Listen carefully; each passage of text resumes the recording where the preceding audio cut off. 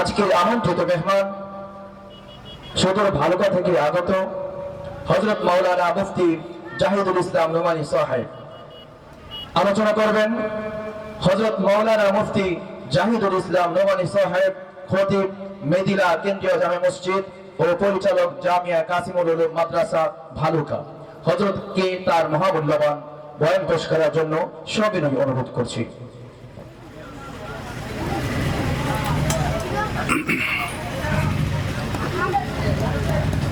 आवाज কোথায়? आवाज दो। आवाज দেওয়া নেই না? ঠিক আছে। আসসালামু আলাইকুম ওয়া রাহমাতুল্লাহ। আলহামদুলিল্লাহ আলহামদুলিল্লাহ নাহমাদুহু ওয়া নাস্তাঈনুহু ওয়া নাস্তাগফিরুহ ونؤمن به ونتوكل عليه ونعوذ بالله من شرور أنفسنا ومن سيئات أعمالنا من يهده الله فلا مضل له ومن يضلله فلا هادي له ونشهد أن لا إله إلا الله وحده لا شريك له ونشهد أن سيدنا وسندنا وحبيبنا وحبيب ربنا وطبيب قلوبنا صلى الله عليه وعلى آله وأصحابه وبارك وسلم تسليما كثيرا كثيرا. أما بعد فأعوذ بالله من الشيطان الرجيم. بسم الله الرحمن الرحيم.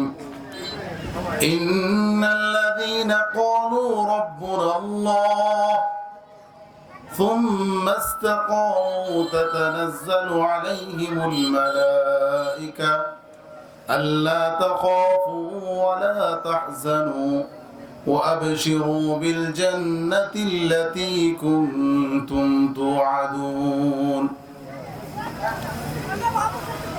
عن سفيان بن عبد الله رضي الله تعالى عنه قال يا رسول الله قل لي في الإسلام قولا لا أسأل عنه أحدا غيرك قال قل آمنت بالله ثم استقم أو كما قال النبي عليه الصلاة والسلام. صدق الله المولانا العظيم وصدق رسوله النبي الكريم ونحن على ذلك لمن الشاهدين والشاكرين والحمد لله رب العالمين. বাইতুল কাদির ওয়াল গনি মার্কাজ মসজিদ এর উদ্যোগে আয়োজিত ইসলামী মহাসম্মেলনের সম্মানিত সভাপতি পীরে কামেল হযরত মাওলানা মুফতি মাহবুবুল্লাহ সাহেব দামাত বারাকাতুহুম, সহ সভাপতি হযরত মাওলানা মুজিবুর রহমান সাহেব দামাত বারাকাতুহুম, আমন্ত্রিত উলামায়ে কেরাম, বিশেষ অতিথি এবং আমার সম্মুখে উপবিষ্ট ইসলাম প্রিয় তৌহিদি জনতা এবং পর্দার অন্তরালের সম্মানিত মা ও বোনেরা, আল্লাহ পাক রব্বুল আলামিন আমাকে আপনাকে দুনিয়ার মধ্যে প্রেরণ করেছেন। কাউকে আল্লাহ তাআলা 20 বছর হায়াতে জিন্দেগি দিয়েছেন, কাউকে আল্লাহ তাআলা 50 বছর হায়াতে জিন্দেগি দিয়েছেন, কাউকে আবার আল্লাহ তাআলা মায়ের পেট থেকে পড়ার পরপরই দুনিয়া থেকে বিদায় নিয়ে যায়। আবার কোন কোন বাচ্চা মায়ের পেটেই দুনিয়ার আলো দেখতে পায় না, সেখান থেকেই বিদায় হয়ে যায়। এই যে হায়াতে জিন্দেগির পরিবর্তন, এই পরিবর্তনটা কেন? আল্লাহ পাক ইচ্ছা করলে তো আমাকে আপনাকে পৃথিবীর জমিনে পাঠানোর পর আর কোনো মৃত্যু দিতেন না, এমনও তো পারতেন। ইচ্ছা করলে আল্লাহ পাক আমাদেরকে আমাদুল আবাদ চিরকাল পর্যন্ত আমাকে আপনাকে জীবন্ত রাখতে পারতেন। কেনই বা মৃত্যুর প্রয়োজন? মৃত্যু হলে কত কষ্ট লাগে। ছেলের সামনে বাবা যখন দুনিয়া থেকে চলে যায়, বাবার কত কষ্ট লাগে। বাবার সামনে সন্তানের লাশ যখন বাবার কাঁধে নিতে হয় তখন কতটা কষ্ট লাগে, ঠিক অনুরূপ ভাবে স্বামীর কাঁধে যখন স্ত্রীর লাশ কাঁধে নিতে হয় তখন কতটা কষ্ট লাগে। এই মাউতটাকে আল্লাহ পাক রব্বুল আলামিন কেন সৃষ্টি করলেন? এটার একটা কারণ আছে। আল্লাহ পাক রব্বুল আলামিন 29 পারার সূরাতুল মুলকের শুরুতে আল্লাহ তাআলা বর্ণনা করেছেন। قال الله تبارك وتعالى في كلامه المجيد وفي فرقانه الحميد الذي خلق الموت والحياة ليبلوكم أيكم أحسن عملا। যিনি হায়াত এবং মাউতকে সৃষ্টি করলেন কেন? আল্লাযী আইয়ুকুম আহসানু আমালা, যাতে করে তিনি দেখতে পারেন তোমাদের কোন বান্দা উত্তম আমল করে, কোন বান্দা গুনাহের কাজ করে, আর কোন বান্দা নেক আমল করে জান্নাতের মেহমান হয়ে যায়। এই একটা পরীক্ষার জন্য আল্লাহ তাআলা এই মাউতটাকে সৃষ্টি করলেন। অতএব আমরা দুনিয়াতে যেখানেই থাকি না কেন, আজকের এই মাহফিলে আছি, আমরা পরীক্ষার হলে আছি। আমরা বাড়ি ঘরে আছি, সেখানেও একটা পরীক্ষার হলে আছি। আমরা পৃথিবীর যেখানেই থাকি না কেন, একটা পরীক্ষার হলে আমরা আছি। বান্দা যখন ঈমান আনে তখন পরীক্ষা দেওয়া লাগবে কিনা? একজন মানুষ যদি বলে আমি ডাক্তার হতে চাই, পরীক্ষা আসবে কিনা জীবনে? একজন মানুষ যখন বলে আমি ইঞ্জিনিয়ার হতে চাই, তখন তার পরীক্ষা দেওয়া লাগবে কিনা? তার বহু পরীক্ষা দেওয়ার পর তখন তাকে একটা ইঞ্জিনিয়ারিং এর সার্টিফিকেট দেওয়া হবে। ঠিক ঈমানদার যখন ঈমান আনবে তখন আল্লাহ পাক রব্বুল আলামিন তাকে বিভিন্ন প্রকার পরীক্ষা নেবেন। এই পরীক্ষার কি সাবজেক্ট হবে, এই সাবজেক্টগুলোকেও আল্লাহ পাক রব্বুল আলামিন বলে দিয়েছেন। কোন কোন সাবজেক্টে আমি আল্লাহ তাআলা তোমাদের পরীক্ষা নিব। এর কারণটা কি? কারণ হঠাৎ করে যদি কোনো সিলেবাস ছাড়া কোনো ছাত্রকে যদি একটা পরীক্ষা চাপায় দেওয়া হয়, এটা কি কঠিন হবে নাকি সহজ হবে? খুব কঠিন হবে। আর যদি একটা সিলেবাস সামনে থাকে তাহলে সেই পরীক্ষাটা দেওয়া খুবই সহজ হবে। ঠিক আল্লাহ পাক রব্বুল আলামিন আমাকে আপনাকে কি পরীক্ষা নেবেন, কিসের পরীক্ষা নেবেন, এটার সাবজেক্টগুলো আল্লাহ পাক রব্বুল আলামিন কুরআনুল কারীমের সূরাতুল বাকারার মধ্যে আলোচনা করেছেন। আল্লাহ পাক রব্বুল আলামিন বলেন, وَلَنَبْلُوَنَّكُمْ بِشَيْءٍ مِّنَ الْخَوْفِ وَالْجُوعِ وَنَقْصٍ مِّنَ الْأَمْوَالِ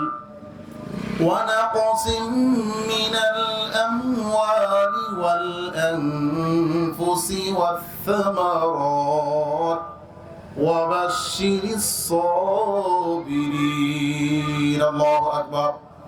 আল্লাহ পাক রব্বুল আলামিন বলেন, যখন বান্দা ঈমান আনবে, ঈমান আনার পর আমি আল্লাহ পাক রব্বুল আলামিন অবশ্যই তোমাদেরকে পরীক্ষা নিব। কিসের পরীক্ষা?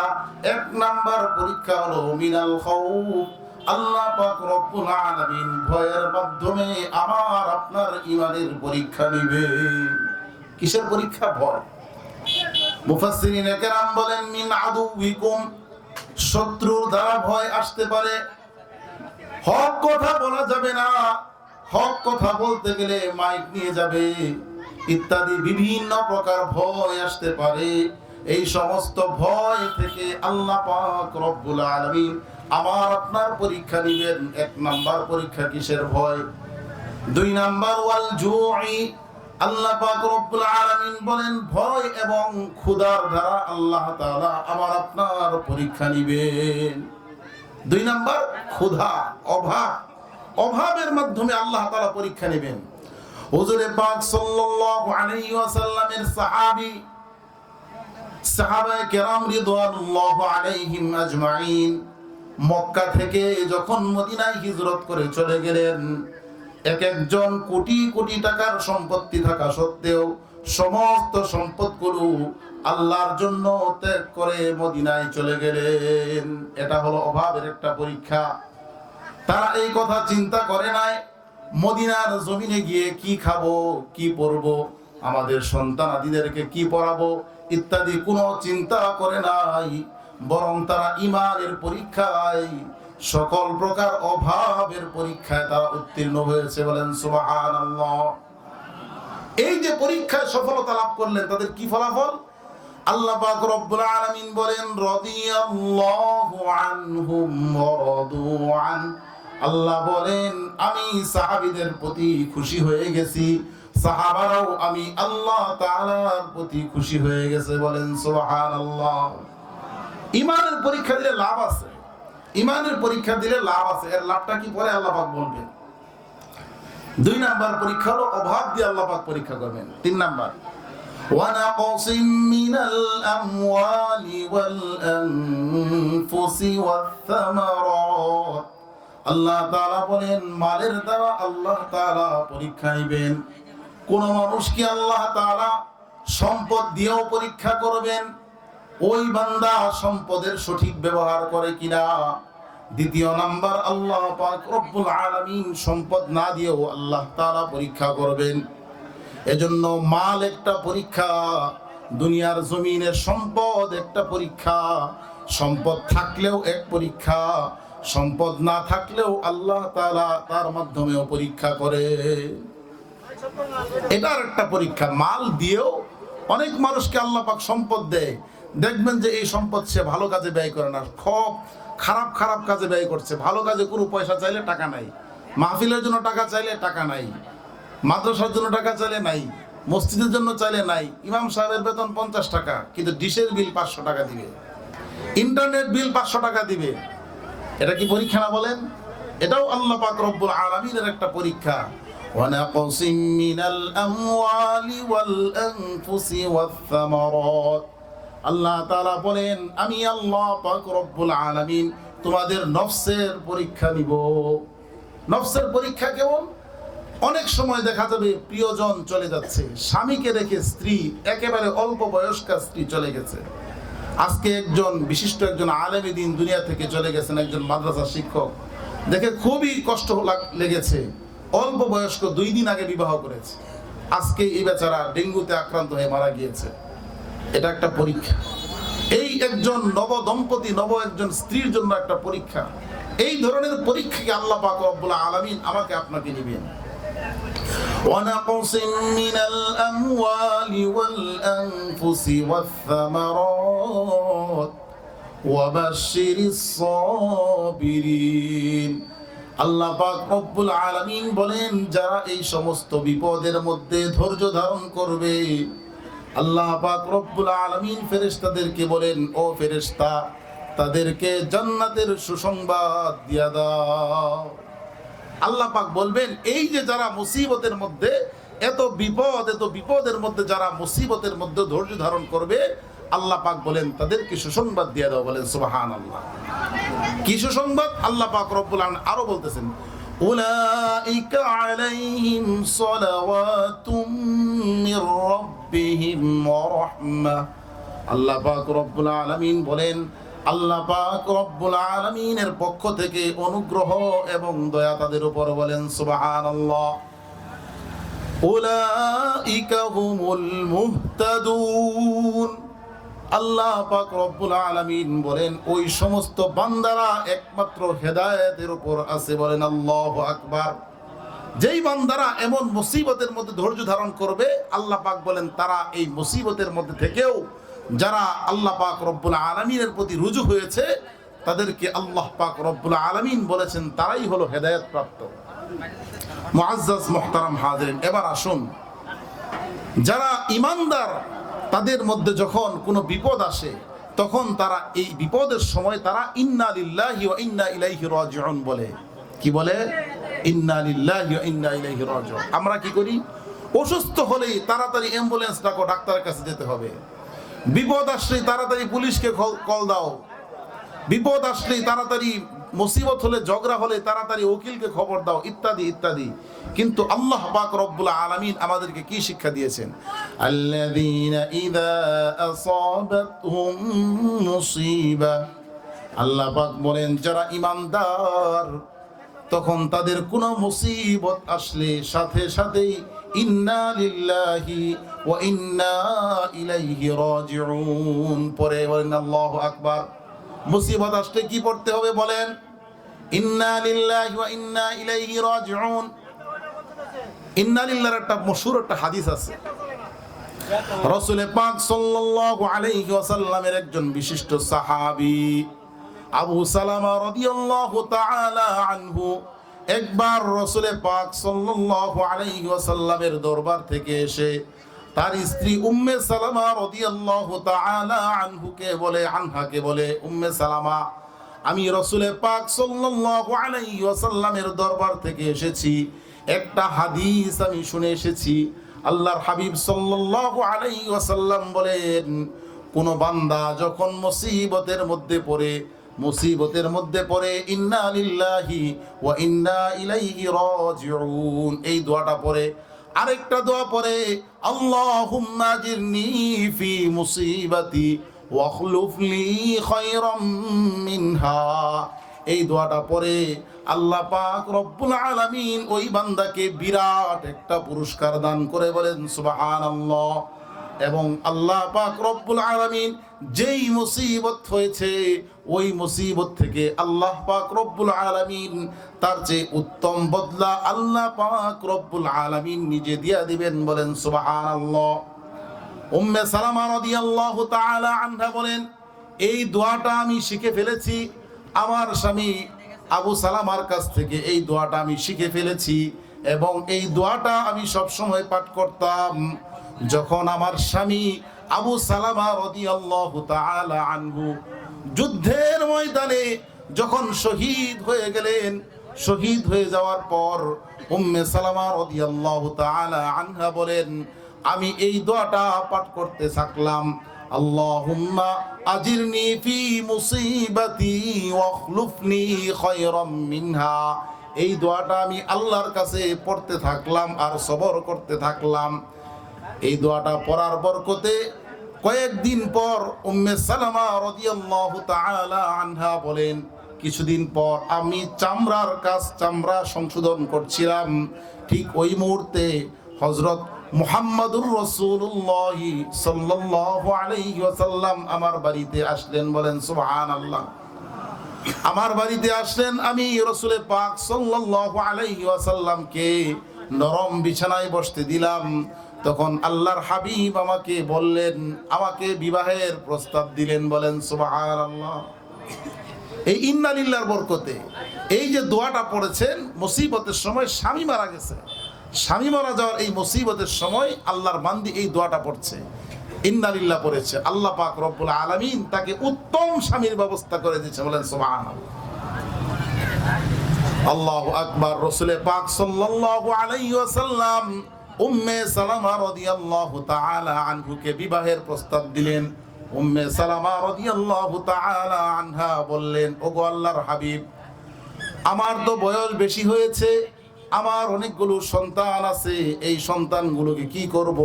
আল্লাহর হাবিব বলেন, আজকে থেকে তোমার এই সন্তানগুলো আজকে থেকে আমারও সন্তান, বলেন সুবহানাল্লাহ। তখন উম্মে সালামা রাদিয়াল্লাহু তাআলা আনহা রাসূল পাক সাল্লাল্লাহু আলাইহি ওয়াসাল্লামের প্রস্তাবে রাজি হয়ে গেলেন, বলেন সুবহানাল্লাহ।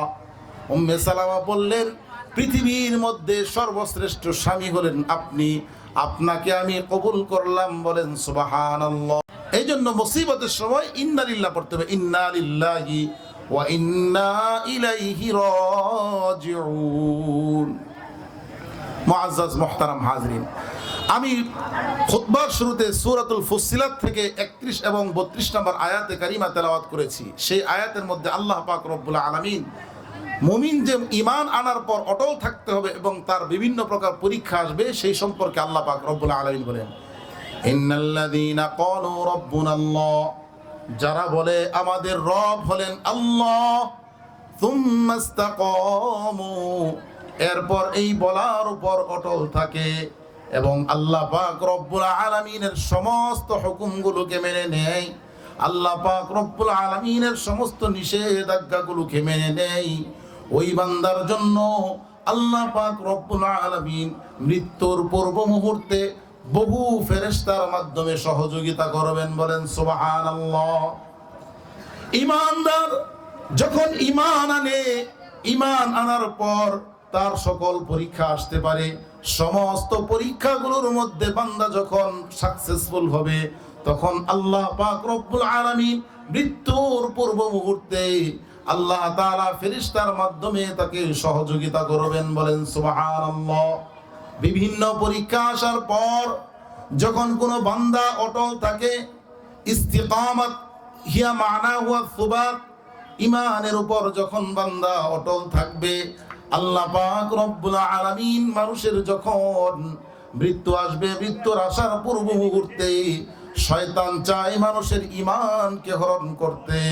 ঠিক ওই মুহূর্তে আল্লাহ পাক রব্বুল আলামিনের কিছু ফেরেশতা এসে ওই বান্দাকে বলবে, তাতানাজ্জালু আলাইহিমুল মালাইকাতু আল্লা তাখাফু ওয়া লা তাহজানু। ওই সমস্ত ফেরেশতা তাদেরকে বলবে, লা তাখাফু আই বা'দাল মাউতি মা তাকদিমুনা ইলাইহি বা'দাল মামাত।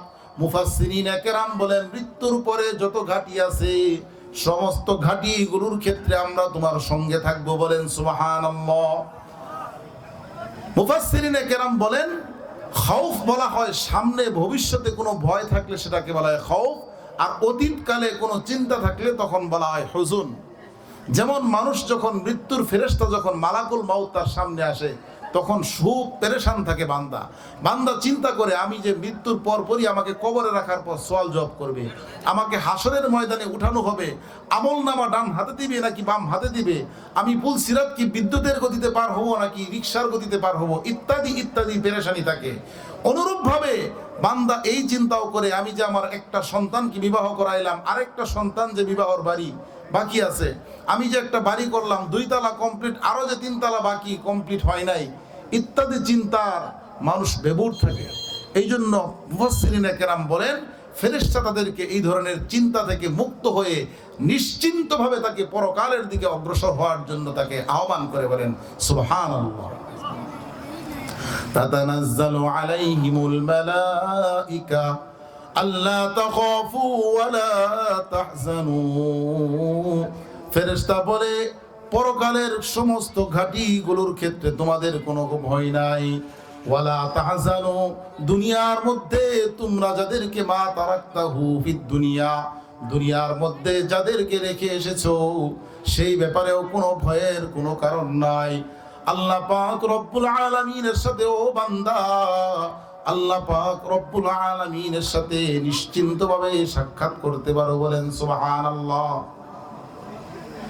আল্লাহ তাখাফু ওয়া লা তাহজানু ওয়া আবশিরু বিল জান্নাতিল্লাতী কুনতুম তুআদুন।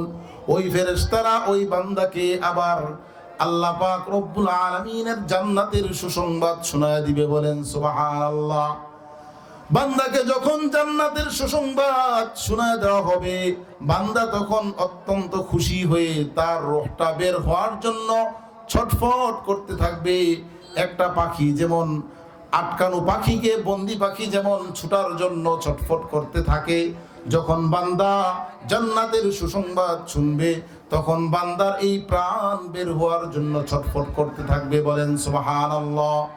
ওয়া আবশিরু বিল জান্নাহ, ফেরেশতারা তাদেরকে জান্নাতের সুসংবাদ শোনায় দিবে। কেমন জান্নাত? আল্লাতী কুনতুম তুআদুন। ফেরেশতারা বলবে, যেই জান্নাতের সুসংবাদ বাইতুল কাদির ওয়াল গানি মসজিদের মাহফিলের মধ্যে উলামায়ে কেরাম তোমাদেরকে দিয়েছিল, যেই জান্নাতের সুসংবাদ তোমাদেরকে উলামায়ে কেরাম শুনিয়েছিল, আজকে তোমরা ওই জান্নাতের মেহমান হতে যাচ্ছ, বলেন সুবহানাল্লাহ। وابشروا بالجنة التي كنتم توعدون نحن أولياؤكم في الحياة الدنيا।